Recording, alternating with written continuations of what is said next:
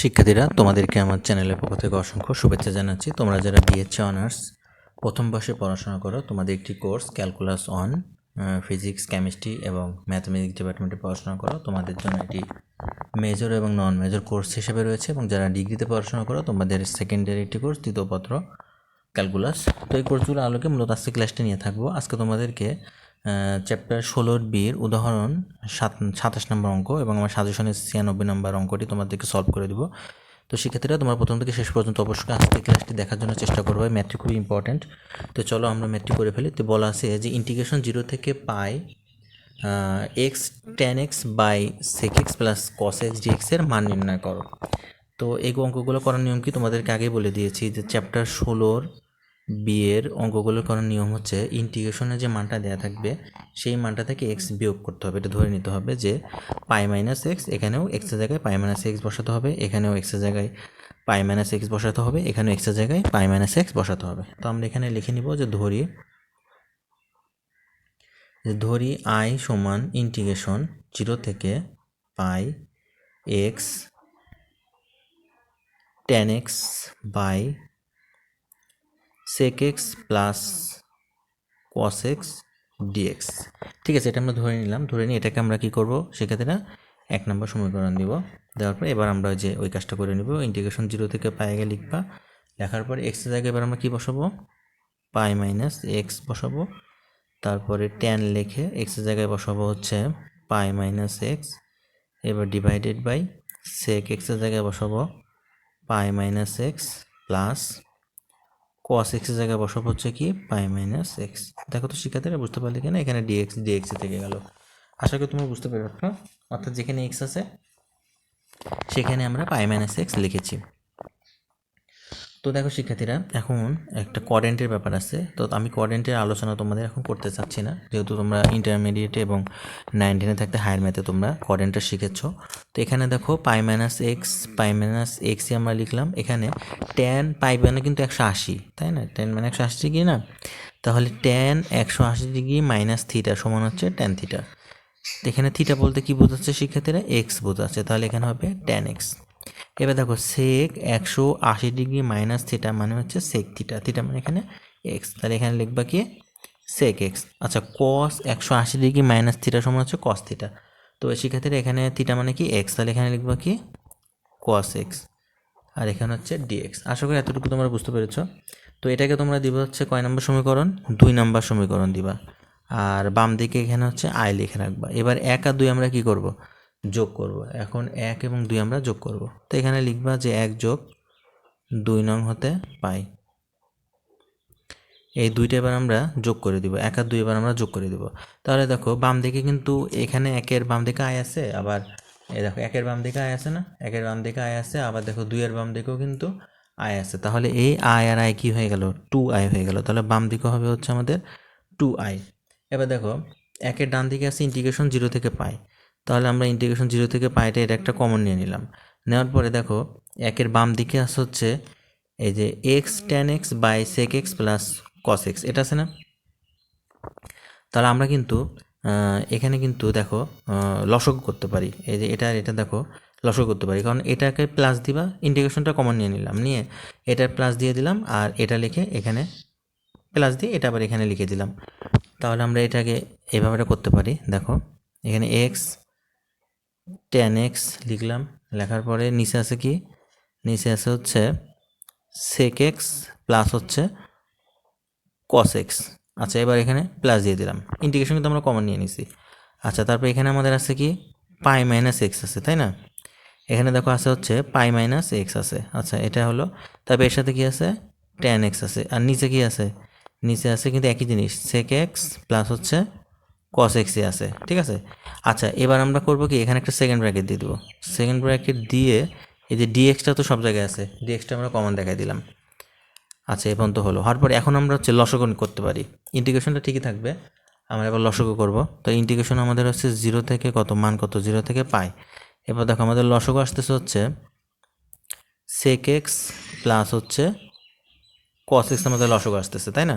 তাহলে এখানে আমাদের দেখো এটা কেটে গেলে এখানে থাকতেছে হচ্ছে এক্স টেন এক্স। আচ্ছা গেল, এখানে দেখো এটা মিলে গেল, তাহলে কেটে দাও। কেটে দিলে তাহলে এই যে pi minus x into tan x থাকে কিন্তু, তাহলে এই পায়ের সাথে এটা গুণ করে দাও, তাহলে এখানে হচ্ছে পাই টেন এক্স, আর হচ্ছে এখানে মাইনাস এক্স টেন এক্স হবে, এখানে মাইনাস এক্স টেন এক্স, ঠিক আছে। আর এখানে ডিএক্সটা সবার সাথে আছে, এখানে ডিএক্সটা লিখে দিলাম, সেকেন্ড ব্র্যাকেট দেওয়ার আর দরকার নেই। এখানে দেখো এক্স টেন এক্স আর এক্স টেন এক্স আমরা কেটে দিলাম। কেটে দিলে আমাদের থাকতেছে কি পাই টেন এক্স বাই হচ্ছে এক্স প্লাস কস এক্স। আশা করি বুঝতে পেরেছো তোমরা এটা। তো আমরা এখানে একটা লাইন গ্যাপ মারবো, আমরা পাইটাকে কী করবো, বের করে নিয়ে আসবো। এই যে পাইটাকে আমরা ইন্টিগ্রেশনের বাইরে নিয়ে আসবো, ঠিক আছে। তাহলে পাইটাকে আমরা ইন্টিগ্রেশনের বাইরে নিয়ে আসলাম। এখানে ইন্টিগ্রেশন হচ্ছে আমাদের 0 থেকে পাই, আর এখানে উপরে থাকতেছে টেন এক্স, পাইটা তো বের করে নিয়ে আসলাম, আর নিচে থাকতেছে হচ্ছে কি থাকতেছে সেক এক্স প্লাস হচ্ছে কস এক্স থাকতেছে, আর এই যেখানে ডিএক্সটা এখানে লিখে দাও। আশা করি তোমরা এতটুকু বুঝতে পেরেছো, তাই না? তোমাদের যদি কোথাও বুঝতে অসুবিধা হয় তোমরা অবশ্যই আমাকে কমেন্টে কিন্তু জানাবা। তো শিক্ষার্থীরা এখন একটা জিনিস খেয়াল করো, আমাদের বাম দিকে কী আছে বলো তো, বাম দিকে কিন্তু 2i আছে, তাই না? তাহলে এই 2টাকে আমরা এবার ডান দিকে নিয়ে আসবো। ডান দিকে যদি আমরা নিয়ে আসি তাহলে এদিকে কী থাকবে, শুধু আই থাকবে, আর এদিকে হবে কি পাই বাই 2, তাই না? তো এবার দেখো পাই বাই 2 হচ্ছে না, পাই বাই 2 হচ্ছে। আচ্ছা, আর আমরা এবার লিমিটটাকে চেঞ্জ করতে চাচ্ছি, আমাদের লিমিট আছে পাই, তো এইসব অঙ্ক করার সময় নিয়ম কি, লিমিট পাই বাই 2 বানাতে হয়। তো পাই বাই 2 বানাতে হলে এখানে একটা 2 নিতে হয়, 2 নিলে লিমিটটা চেঞ্জ করা যায়, তাহলে এখানে তখন হয়ে যাবে কি পাই বাই 2। এটা তোমরা জানো যে এখানে 2 নিলে লিমিট চেঞ্জ করা যায়, তখন পাই থাকলে পাই বাই 2 হয়। আশা করি এতটুকু তোমরা বুঝতে পেরেছো। আচ্ছা শিক্ষার্থীরা দেখো তাহলে এখানে একটা জিনিস আমরা করতে পারি, একটু খেয়াল করো যে ট্যান এক্স আছে না, তাহলে আমরা ট্যান থিটার সমান কী লিখতে পারি, ট্যান থিটার সমান আমরা লিখতে পারি হচ্ছে তোমার সাইন বাই কস, তাই না? তাহলে সাইন বাই মানে sine x by cos x, এটা লিখতে পারি না, sine x by cos x আমরা লিখতে পারি, কিন্তু এটা তো তোমরা জানো। আচ্ছা, তাহলে আমরা এখানে হচ্ছে sine x by cos x লিখলাম। আচ্ছা গেল এটা। এবার নিচে দেখো সেক এক্স আছে, তাই না? তাহলে সেক থিটার সমান আমরা কী লিখতে পারি, সেক থিটার সমান আমরা লিখতে পারি হচ্ছে 1 বাই কস থিটা, তাহলে এখানে কস এক্স লিখতে পারো, আর এখানে তো কস এক্স আছে, তাহলে কস এক্সই থেকে গেল, এখানে ডিএক্স বসাই দিলাম। দেখো তো এটা তোমরা বুঝতে পারলে কিনা? আচ্ছা, এটা তো বোঝার কথা। তো এখানে শিক্ষার্থীরা খেয়াল করো যে এখানে কিন্তু আমাদের হচ্ছে এই যে 2 আর এই যে নিচে 2, মানে এই যে এই 2 আর এই 2 কী হলো, কেটে গেল না? কেটে গেলে শুধু কি থাকে, শুধু কিন্তু পাই থাকতেছে এবার। তাহলে এখানে আমরা লিখি, তো এখানে আমরা দেখো লিখবো আই তো থাকলো বাম দিকে। আচ্ছা, এই লাইনের পর এই লাইন আর কি, তাহলে এখানে আমরা পাইটা লিখলাম। পাই লেখার পরে ইন্টিগ্রেশন হচ্ছে আমাদের 0 থেকে পাই বাই 2। আচ্ছা গেল। তো শিক্ষার্থী খেয়াল করো যে এখানে সাইন বাই কস আসছে কিন্তু, তাই না? এখানে sine x by cos x, আর আমাদের নিচে এবার লসগু করতে হবে, নিচে লসগু করলে তাহলে কস এক্স লসগু আসে, তাহলে এখানে হচ্ছে তোমার 1 প্লাস কস স্কোয়ার এক্স হয়, নিচে লসগু হচ্ছে কি কস এক্স ডিএক্স। দেখো তো আশা করি তোমরা এতটুকু বুঝতে পেরেছো না? আশা করি তোমরা এতটুকু বুঝতে পেরেছো। তো শিক্ষার্থীরা দেখো এখন আমরা যেটা করব, দেখো এই যে পাই থেকে গেল ইন্টিগ্রেশন আমাদের 0 থেকে পাই বাই 2। দেখো এই যে সাইন বাই কস আমরা লিখলাম sine x by cos x, উল্টে দিতে হবে, তাই না? ভাগ থাকলে গুণ হয়, তাই তো তোমরা জানো। এই কস এক্স উপরে উঠে গেল, আর নিচে নেমে গেল কি 1 প্লাস কস স্কোয়ার এক্স, আর এখানে থেকে গেল ডিএক্স। এবার দেখো এই কস এক্স আর কস এক্স কী হলো, কেটে গেল, তাই না? কেটে গেলে তাহলে আমাদের থাকলো পাই ইন্টিগ্রেশন 0 থেকে পাই বাই 2, উপরে থাকলো হচ্ছে সাইন এক্স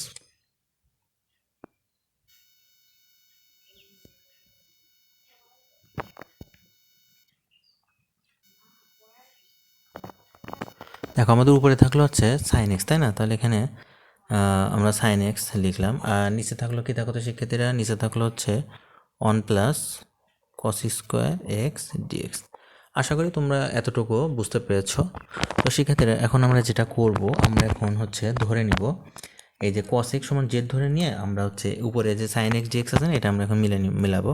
তাহলে এখানে তোমরা লেখো যে ধরি হচ্ছে cos x equal to Z আমরা ধরলাম, ঠিক আছে। এখন আমরা এটাকে ডিফারেন্সিয়েশন করবো হচ্ছে তোমার হচ্ছে এক্সের সাপেক্ষে যদি আমরা ডিফারেন্সিয়েশন করি, তাহলে কস এক্সকে ডিফারেন্সিয়েশন করলে কী হয় তোমরা তো জানো যে কস এক্সকে ডিফারেন্সিয়েশন করলে হয় মাইনাস সাইন এক্স হয়, আর হচ্ছে এক্সকে করলে তো আচ্ছা অন হয় না, এক্সকে করলে অন হয়, আর এদিকে ওই অর্থাৎ মাইনাস সাইন এক্স, আর এদিকে দেখো কী হচ্ছে এক্সের সাপেক্ষে করলে ডিজেড বাই ডিএক্স হচ্ছে।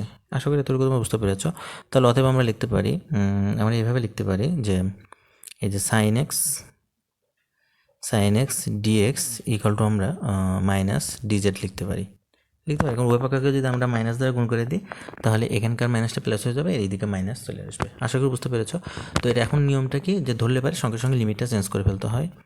তো লিমিট যখন এক্স ইকুয়াল লোয়ার লিমিট 0 না, যখন এক্স ইকুয়াল টু 0 তখন কী হয় বলো তো, তখন জেড সমান কস 0 ডিগ্রি। কস 0-র মান কত বলো তো, কস 0-র মান 1, তাহলে জেডের মান কত বেরোচ্ছে 1। আশা করি তোমরা এটা বুঝতে পেরেছ। এবার দেখো যখন এক্স সমান এবার আমরা ধরবো হচ্ছে π/2, আর তখন z equal to z equal to cos π/4 π/2, আর কস 90 ডিগ্রির মান তো 0 তোমরা জানো, তাহলে এখানে হবে 0, জেডের মান হবে 0। আশা করি তোমরা বুঝতে পেরেছো। তাহলে এখন আমরা লিমিটটা চেঞ্জ করে ফেলি। আমরা 0-র জায়গায় বসাবো কী বলো তো শিক্ষার্থীরা, 0-র জায়গায় বসাবো 1, আর π/2 এর জায়গায় বসাবো হচ্ছে 0। আশা করি তোমরা বুঝতে পেরেছো লিমিট চেঞ্জ করাটা। তো শিক্ষার্থীরা একটা জিনিস খেয়াল করো এবার, এই যে আমি তোমাদেরকে বলছিলাম যে সাইন এক্স ডিএক্স এর পরিবর্তে মান বসাতে হবে। দেখো তো সাইন এক্স ডিএক্স এর পরিবর্তে আমরা কী বের করে রেখেছি, আমরা মাইনাস ডিজেড বের করে রেখেছি, তাই না? তাহলে এখানে তোমরা মাইনাস ডিজেড লিখে ফেলো। আচ্ছা হলো। এবার দেখো তো অন আছে না, তাহলে অনই থাকবে। অনে তো আর আমরা কিছু করতে পারতেছি না, অনই থাকবে। আর এই যে কস স্কোয়ার এক্স আছে, তাহলে এখানে দেখো কস এক্স সমান যদি জেড হয় তাহলে স্কোয়ার হলে পারে কি জেড স্কোয়ার হবে না, তাহলে এখানে হবে 1 প্লাস জেড স্কোয়ার। আশা করি বুঝতে পেরেছো তোমরা। এখানে লিখবা 1 প্লাস হচ্ছে জেড স্কোয়ার। আশা করি তোমরা বুঝতে পেরেছো। তো শিক্ষার্থীরা দেখো এই এখানে দেখো মাইনাস আছে না, এই মাইনাসটাকে আমরা ধরো বের করে নিয়ে আসলাম। আচ্ছা মাইনাসটাকে ধরে বের করে নিয়ে আসলাম। তাহলে মাইনাস পাই ইন্টিগ্রেশন 1 থেকে 0 dz by 1 plus z square. বলো তো এটা কিসের সূত্র? এটা হচ্ছে তোমার ট্যান ইনভার্স এক্সের সূত্র। ট্যান ইনভার্স এক্সের সূত্র হচ্ছে 1/1 প্লাস এক্স স্কোয়ার, এটা সূত্র, ঠিক আছে? তাহলে 1 প্লাস এক্স স্কোয়ার সমান হচ্ছে ট্যান ইনভার্স এক্স, এই সূত্র। এই সূত্রটা আমরা এখন অ্যাপ্লাই করে দেবো এখানে। তাহলে এখানে আমাদের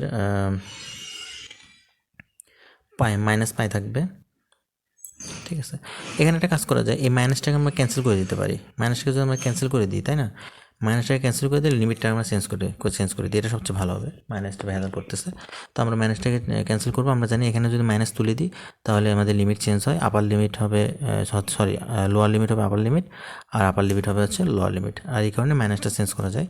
তো এখানে ডিজেড লেখো, আর এখানে হচ্ছে 1 প্লাস জেড স্কোয়ার। এবার এটা সূত্রে বসাই দাও, ট্যান ইনভার্স জেড বসাই দাও এটা। তাহলে এখানে পাই থাকলো, আর এখানে আমরা বসাই দিব হচ্ছে কি ট্যান ইনভার্স জেড। এখানে তো এক্স নেই, জেড আছে, এই জন্য আমরা জেডটাই ইউজ করব। আমাদের আপার লিমিট হচ্ছে কত, আপার লিমিট 1, আর লোয়ার লিমিট কত, লোয়ার লিমিট হচ্ছে 0। আশা করি তোমরা বুঝতে পেরেছো। তো এখন আমরা মানটা বসাই দেবো। দেখো এখানে পাই লিখবা, লেখার পরে এখানে হচ্ছে ট্যান ইনভার্স লেখো।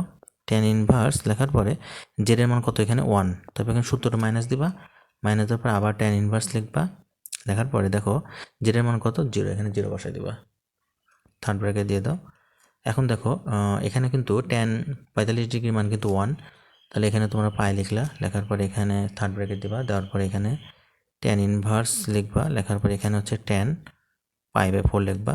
ট্যান 45 ডিগ্রির মান হচ্ছে 1, ঠিক আছে? এটা হয়ে গেল। আশা করি তোমরা এতটুকু বুঝতে পেরেছো শিক্ষার্থীরা। তো শিক্ষার্থীরা একটা জিনিস খেয়াল করো, যে এই যে এখানে 0 আছে না, তো এটা তো ট্যান ইনভার্স 0, এটা ধরো মানটা দরকার নেই আমাদের, এটা 0 হয়ে গেল টোটালটার মান, ঠিক আছে? এই জন্য এটা আমরা লিখবো না, আমাদের হচ্ছে এখানেই যথেষ্ট। এখানে এই ইনভার্স আর ট্যান কেটে গেল, তাহলে এখানে আমাদের পাই ছিল, আর এখানে হলো কত π/4, তাই না? এখানে π/4 থাকলো, আর এই পাই আর পাই গুণ করলে কত হয়, পাই আর পাই গুণ করলে π²/4 হয়। এটাই হচ্ছে আমাদের অ্যান্সার। তোমরা আশা করি বুঝতে পেরেছো। তারপর যদি তোমাদের কোথাও বুঝতে অসুবিধা হয় তোমরা অবশ্যই আমাকে কমেন্টে জানাবা। তো শিক্ষার্থীরা তোমরা ভালো থাকো, সুস্থ থাকো। আজকে এখানে শেষ করছি। আল্লাহ হাফেজ।